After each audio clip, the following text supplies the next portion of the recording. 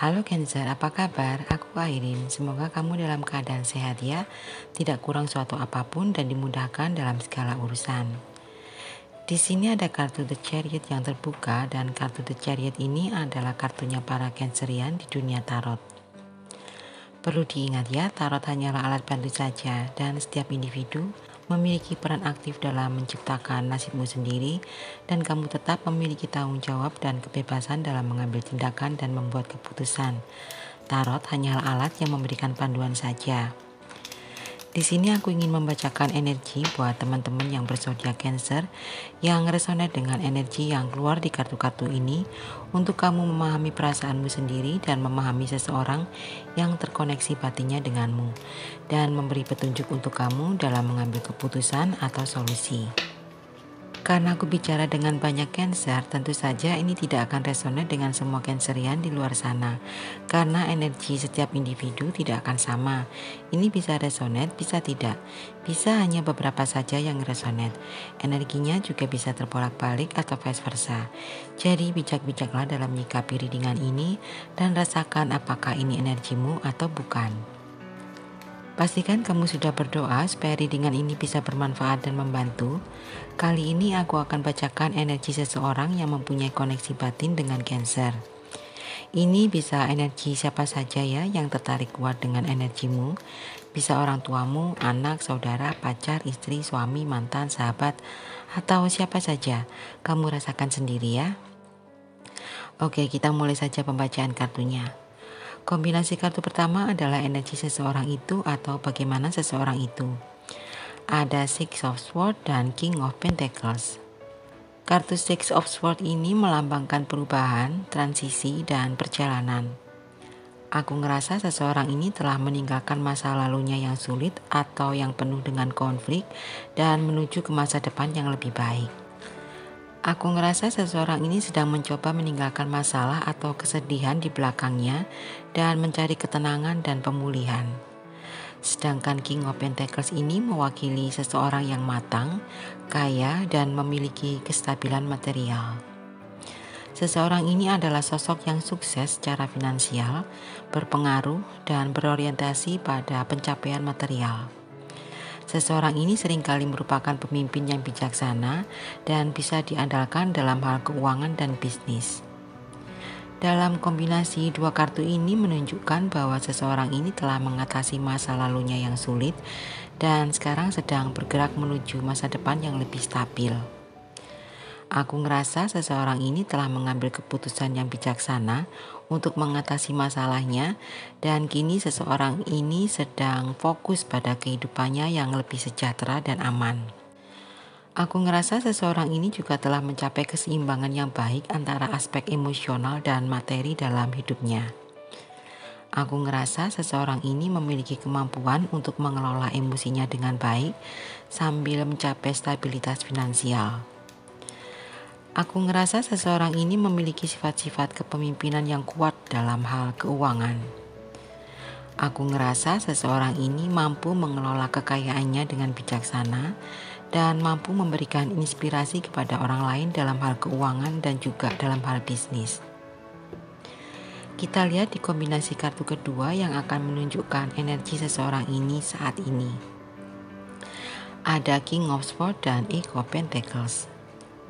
Kartu King of Swords ini melambangkan kepemimpinan, otoritas, dan kecerdasan yang tajam.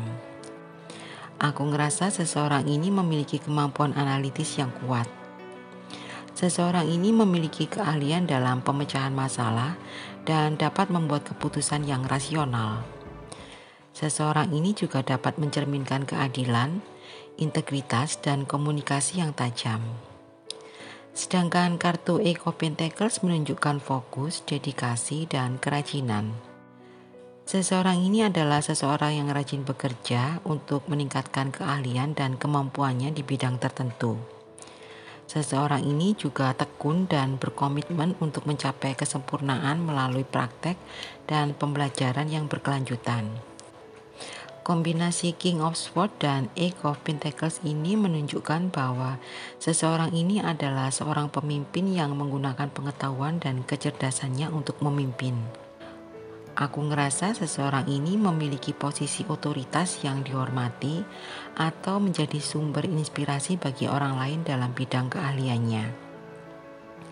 Seseorang ini memiliki dedikasi untuk terus mengembangkan dan meningkatkan keterampilannya. Aku ngerasa seseorang ini mungkin tenggelam dalam pekerjaan atau dalam studi yang membutuhkan ketekunan dan ketelitian. Seseorang ini juga memiliki pendekatan yang rasional dan metodis dalam usahanya untuk menjadi ahli dalam bidang yang ditekuninya. Aku ngerasa seseorang ini juga memiliki kemampuan komunikasi yang kuat, termasuk kemampuan untuk berbicara dengan jelas, tajam, dan tepat. Aku ngerasa seseorang ini juga memiliki pandangan yang adil dan objektif dalam memecahkan masalah atau dalam menghadapi situasi yang kompleks. Sekarang kita lihat potensial energinya ya, atau kemungkinan energi yang akan muncul pada seseorang ini. Ada Ten of Cups dan Nine of Swords. Kartu Ten of Cups ini melambangkan kebahagiaan, keharmonisan, dan kepuasan emosional. Sedangkan Nine of Swords ini menunjukkan kecemasan dan kegelisahan.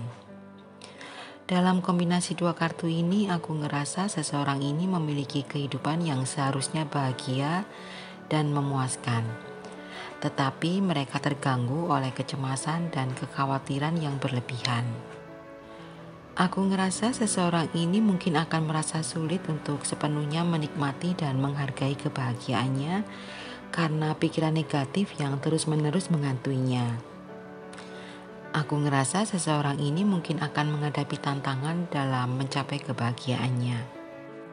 Meskipun seseorang ini menginginkan kehidupan yang penuh kasih dan keharmonisan, tapi seseorang ini mungkin akan dihadapkan pada kegelisahan dan ketakutan yang menghalanginya untuk meraih tujuannya. Aku ngerasa seseorang ini mungkin perlu menghadapi dan mengatasi pikiran negatifnya untuk mencapai kebahagiaan yang lebih dalam dan memuaskan secara emosional.